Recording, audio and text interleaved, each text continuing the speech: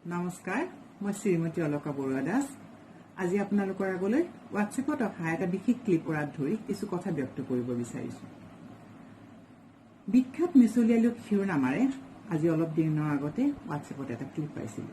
প্ৰায় 22 জন লোক আৰু তেওঁলোকে সৰ্বসাধাৰণক কোৱা এষাৰ কথা, যিষাৰ কথা এখন মিছা কথা হিচাপে তালিকাখনত উল্লেখ আছে। সঁচা কথা, তালিকাৰ অন্তৰ্ভুক্ত সেইষাৰ কথা আমাৰ দৈনন্দিন জীৱনত কেতিয়াবা নহয় কেতিয়াবা কৰ্ণগোচৰ হৈছে। অনুমান কৰি লৈছিলো লেখকে তালিকাখন আমোদজনক তালিকা হিচাপে প্ৰস্তুত কৰি উলিয়াইছে। তালিকাখনৰ অন্তৰ্ভুক্ত সেইষাৰ কথা পঢ়ি যাওঁতে মনৰ ভিতৰত সেই কথাবোৰ কিছু বিশ্লেষণ কৰি চাইছিলো। তেনেতে মই থমকি ৰৈছিলো ডাক্তৰে কোৱা মিছা কথাষাৰত। আপোনাৰ একো হোৱা নাই, সোনকালে ভাল হৈ যাব। মই এগৰাকী চিকিৎসকৰ পত্নী। আজি সমগ্ৰ বিশ্ব আতংকিত কৰোনা মহামাৰীত। এই মহামাৰী যুঁজখনত প্ৰতি মুহূৰ্তত সক্ৰিয় হৈ থকা সেই অক্লান্ত যুঁজাৰুসকলক যাচিছো মোৰ আন্তৰিক ধন্যবাদ আৰু সশ্ৰদ্ধ প্ৰণাম। কৰোনা মহামাৰীৰ এই যুঁজখনত আগত থাকি যুঁজি থকা সেইসকল যুঁজাৰু আমি পৰিয়ালবোৰ প্ৰতি মুহূৰ্তত সচেতন যদিও শংকিত হওঁ বহু পৰিমাণে। আহকচোন অনাহকত কোনো অভাৱনীয় পৰিস্থিতিৰ সৃষ্টি নকৰি ঘৰতে থাকি সুৰক্ষিত থাকো আৰু সেইসকল যুঁজাৰুক কিছু পৰিমাণে সকাহ দিবলৈ যৎপৰোনাস্তি চেষ্টা কৰোঁ। এগৰাকী চিকিৎসকৰ পত্নী হিচাপে বা ডাক্তৰে কোৱা কথাষাৰ সত্য অসত্য নিৰূপণৰ বাবে নহয়, মই একেবাৰে ওচৰৰ পৰা পোৱা বা শুনা বহু ৰোগীৰ বহু কাহিনী যেতিয়া মোৰ স্বামীয়ে মোৰ আগত প্ৰকাশ কৰে, তেতিয়া কিছু কিছু কাহিনীয়ে অন্তৰত গভীৰ সাজ বহুৱাই যায়। তাৰে কিছু কথা মই গল্পৰ আকাৰ দি মোৰ উপলব্ধিখিনি লিপিবদ্ধ কৰি ৰাখোঁ। হোৱাটছএপত অহা সেই বিশেষ ক্লিপটোৰ ধৰি মোৰ লিপিবদ্ধ কাহিনী, দুটা আমোদজনক কাহিনী আজি আপোনালোকৰ আগলৈ লৈ আহিছো। আৰু ডাক্তৰে কোৱা কথাষাৰ মিছা নোহোৱাৰ তাৎপৰ্য মই এইদৰে বিচাৰি পাইছিলো। প্ৰথমে আহোঁ আজিৰ পৰা প্ৰায় 20টামান বছৰ আগৰ এজন ৰোগীৰ কাহিনী লৈ। ৰোগীজন সোমাই আহিছিল ডাক্তৰজনৰ ওচৰলৈ। কি হৈছে আপোনাৰ বুলি সোধাত ৰোগীজনে ৰোগৰ সকলোখিনি কথা বিৱৰি কৈছিল। ডাক্তৰে পৰীক্ষা কৰি প্ৰয়োজনীয় ঔষধ পাতিখিনি এখন কাগজত লিখি দি কৈছিল, এইখিনি খাব, খোৱা বোৱাৰ কিছু যতন ল'ব। 2 মাহমানৰ পাছত আকৌ এবাৰ আহিব আৰু আপোনাৰ একো হোৱা নাই, সোনকালে ভাল হৈ যাব। কথাষাৰ কৈ ৰোগীজনক বিদায় দিছিল। ৰোগীজন গ'লগৈ।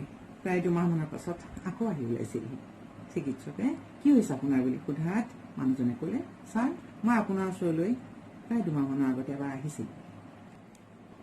মানুহজনৰ হাতত এখন কাগজ দেখি ডাক্তৰে ক'লে, চাওক কাগজখন দিয়ক। কাগজখন ডাক্তৰলৈ আগুৱাই দিয়ে।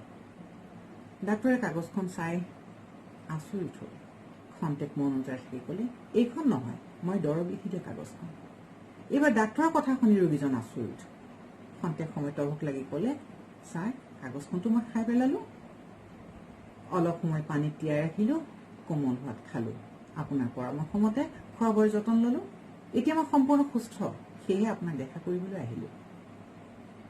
নমস্কাৰ ছাৰ, মই ভাল পালো, ইত্যাদি ইত্যাদি কেইষাৰমান কথা আৰু একেবাৰে শেষত আপোনাক অশেষ ধন্যবাদ ডাক্তৰজনক ক'বলৈ বুলি লিখি অনা ডাক্তৰজনৰ হাতত থকা সেই বিশেষ কাগজখন। এয়াই এজন ডাক্তৰৰ প্ৰতি থকা এজন লোকৰ বিশ্বাস, যিয়ে নেকি এখন দৰৱ লিখি দিয়া কাগজ খায়ো সুস্থ হৈ উঠা এক সুস্থ সবল মানসিকতাৰ আৰু ডাক্তৰে কোৱা কথাষাৰ সঁচা বুলি প্ৰমাণ পোৱা এজন লোক। এতিয়া আহোঁ আন এজন ৰোগীৰ কাহিনীলৈ। এগৰাকী মহিলা ৰোগীক কেইজনমান লোকে কোলাত তুলি আনি ডাক্তৰে ৰোগী চোৱা বিচনাখনত আনি শুৱাই দিলেহি।